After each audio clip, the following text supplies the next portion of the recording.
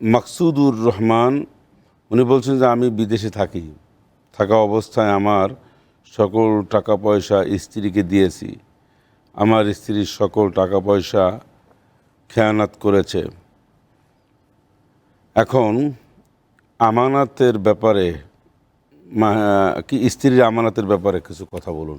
মানে উনি জানতে চাইছেন যে ওনার স্ত্রী সব টাকা পয়সা খেয়ে ফেলছে, ঠিক আছে, এটা কতটা শুদ্ধ হলো অশুদ্ধ হলো, কতটা গুনাহ হলো, একই সাথে স্ত্রীর কি কি আমানত রয়েছে, স্বামীর সম্পদ সব কিছু সব মিলে এই বিষয়টা হাদিস কোরআন।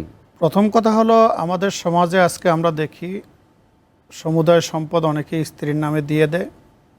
এটা শরিয়া এলাও করে না, এটা শরিয়া অনুমোদন করে না। আর স্ত্রী যে হক অধিকার এইটুকু স্ত্রীকে দেওয়ার দরকার। যখনই অতিরিক্ত দেই তখনই ইনসাফের খেলাফ হয়। যেখানে ইনসাফের খেলাফ হবে সেখানে জুলুম তো অবশ্যই আসবে।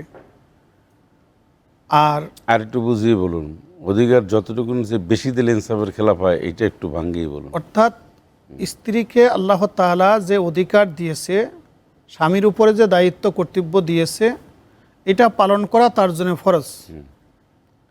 কথার কথা উদাহরণ হিসাবে বলছি যে স্ত্রী যদি সন্তান না থাকে সম্পদের 4 ভাগ মালিক হবে, 4 ভাগ মালিক। আর এই বিষয়টা আমরা শুনবো আপনার কাছ থেকে একটা প্রশ্ন নিয়ে। হ্যালো, আসসালামু আলাইকুম, কে আছেন আমাদের সাথে? নাম্বার প্রশ্ন করুন। জি ওয়ালাইকুম আসসালাম। ভাইয়া, আমার হচ্ছে একটা প্রশ্ন ছিল। আমি মোহাম্মদ আনোয়ার হোসেন বলছি, চট্টগ্রাম মেইন একাডেমি থেকে।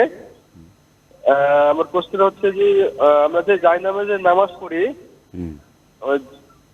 জায়নামাজে অনেক সময় ওই কাবা শরীফের আপনার যে ওখানে যে কালো ঘরটা আছে, ওই ঘরের ছবিটা থাকে। তো এই জায়নামাজে ওখানে পা লাগলে কি হচ্ছে কোনো? ধন্যবাদ, আপনার কথা আমরা বুঝতে পেরেছি।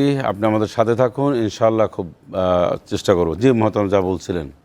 জি, বিষয় হলো স্ত্রীকে তার অধিকারটুকু দিতে হবে। কিন্তু আপনি পুরো সম্পদ যদি স্ত্রীকে দিয়ে দেন তাহলে আপনি ইনসাফ খেলাপ করলেন। এক্স্যাক্টলি, ইনসাফ খেলাপ করলেন এবং আপনি আপনার উপরে জুলুম করলেন।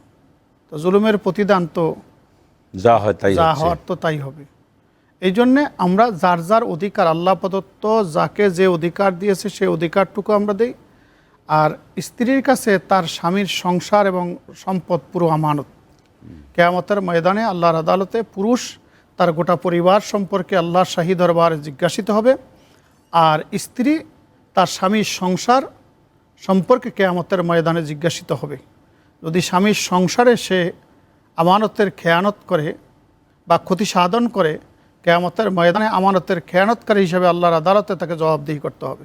মানে স্ত্রীর তো নিশ্চয়ই আমানত, স্বামীর সমস্ত টাকা পয়সা যা আছে এগুলি রক্ষণাবেক্ষণ করা।